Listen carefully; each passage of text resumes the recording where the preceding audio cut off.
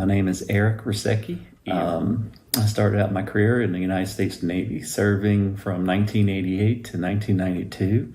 I was assigned to a fighter jet squadron, F-14s, served over in Beirut, Iraq, did 3 tours in Iraq, fighting in Desert Shield, Desert Storm, and Afghanistan.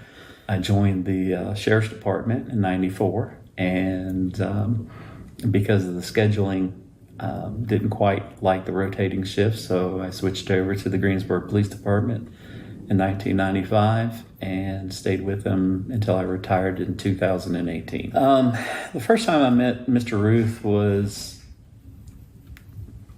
toward the late 90s, doing a traffic stop. And his vehicle had no insurance.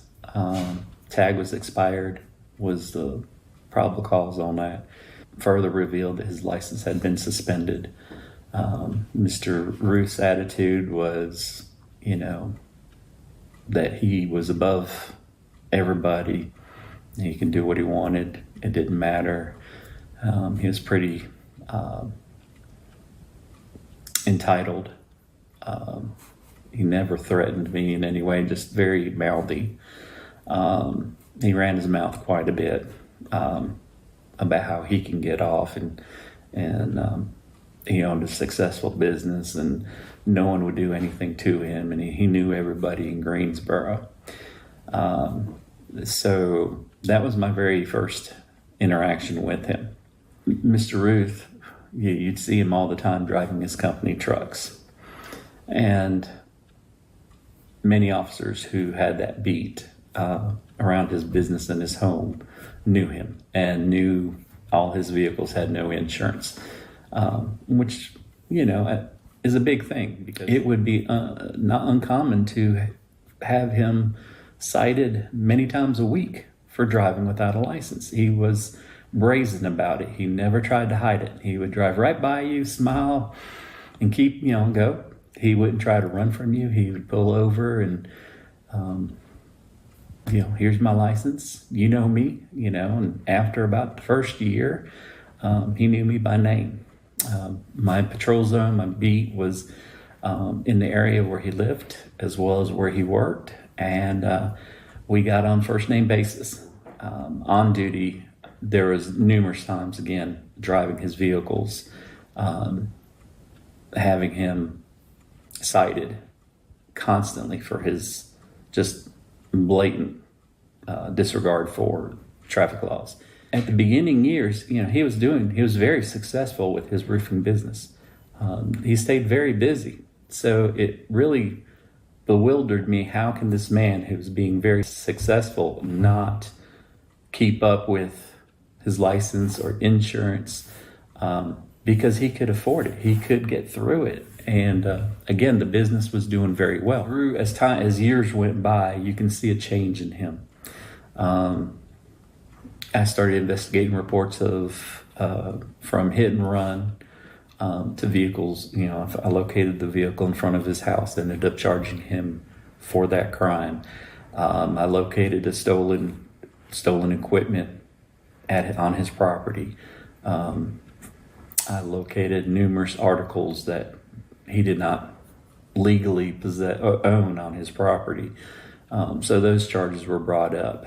He started to build additions onto his home that were not compliant with city code. At his home, he would house a lot of his employees. There has been paraphernalia over there.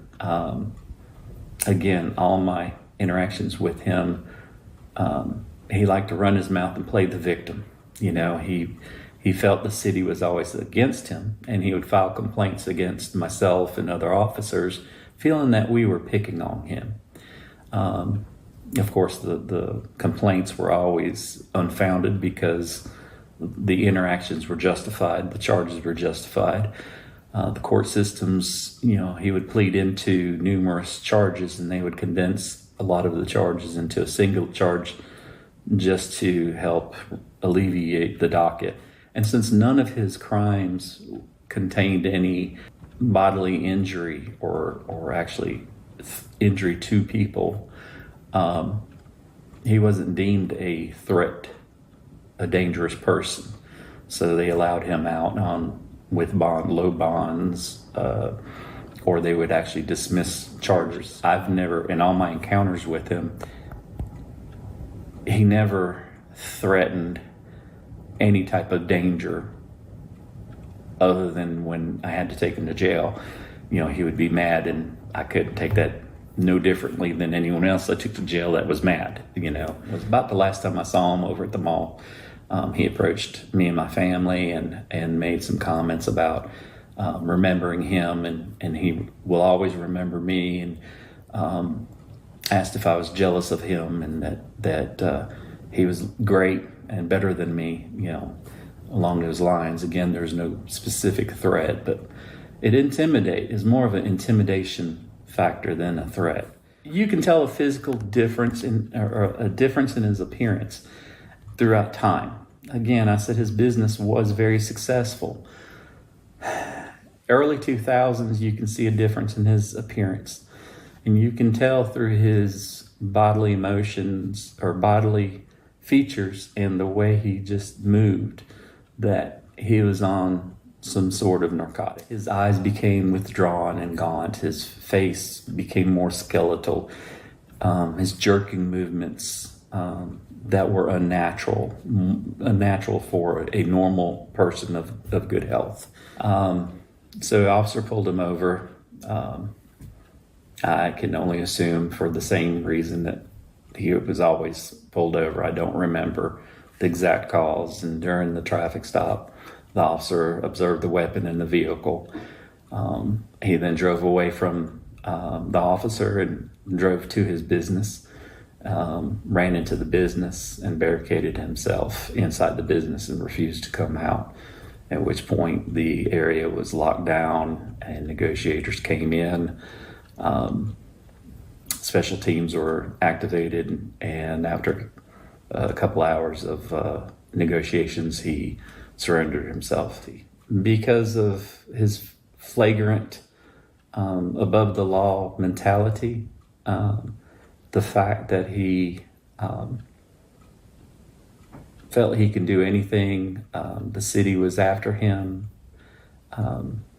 for all of his problems. The police were always picking on him. His drug usage in time could warp his sense of being, sense of his mind. I think that the issue of him barricading himself in the business itself should have put a red flag on his name